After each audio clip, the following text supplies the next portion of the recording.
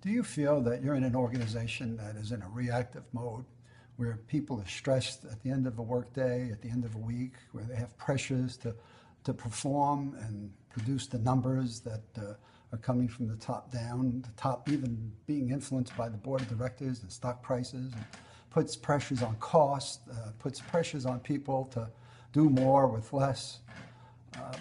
Studies have shown that when you look at organizations' culture that's in that reactive mode, that about 25% of their time and expense could be actually wasted or producing or doing work that's of non-value to their customers or to the clients that they serve or the patients that they care for.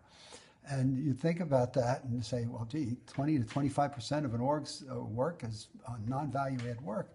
How does it survive in a competitive environment? How do people feel that are in that type of a culture? What stresses do the managers and the directors or executives leave with at the end of the day, and trying to engage their creativity of their frontline workers? And how do we invest in the right skills and the right team building and the right leadership development work that really brings people to what we would define as proactive? And so a recent experience I had in a store that we were going to purchase some shades to put into our house. We had 17 shades we were going to buy. And I could just see this reactive culture throughout the whole experience, from the time the orders were placed, the person placing the orders, just going about, doing his keystroking and getting the orders done. That turned out to be wrong for 7 of the 17 shades. The shades eventually get shipped to our home, and then we needed to bring them in to match up to the measurements that the installer had. And they wind up cutting the shades 1/2 inch shorter than they needed to be. So when they went to install, they weren't installed properly. It had to be brought back and returned. And so here we now order 17 shades, of which 9 had to be replaced. And now we go to customer service. So now we're in this reactive mode. Okay, the problems have now occurred. 9 out of 17 are not going to be usable. And we go off to customer service. And we spend hours looking at the orders and the reordering and the replacement, the proper inventories that they had. And here we are hours, and I just watched people on the customer service line, one complaint, one problem after another. And I just think that the whole store operation was just one of, hey, people are going to make mistakes. We'll accept those mistakes, and we're going to just live in a reactive mode. And here we go. When you look at the cost it took to order, the reorder, the cost of 9 shades that were thrown away and not replaced, the time it took for this customer service rep, which was hours.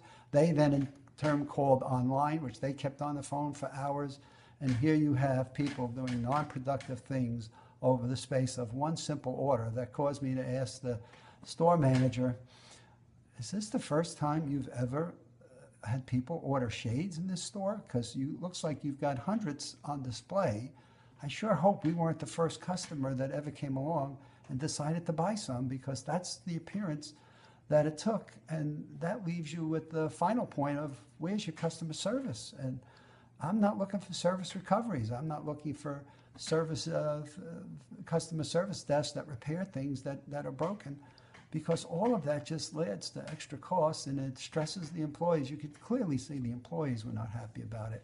And so what do you do in the situations like this? Is the leadership team, it's almost counterintuitive.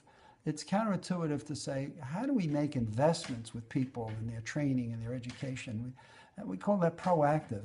That can really help them learn their jobs so they do them well. They don't have a lot of rework. They don't have a lot of wasted time. And just think, instead of worrying about, gee, how many people are we going to have to take out of our headcount, or are we going to have to reduce? We're worried about, gee, how do we make the right investments with people so they can grow in their work and they can actually do the things that help us grow our business.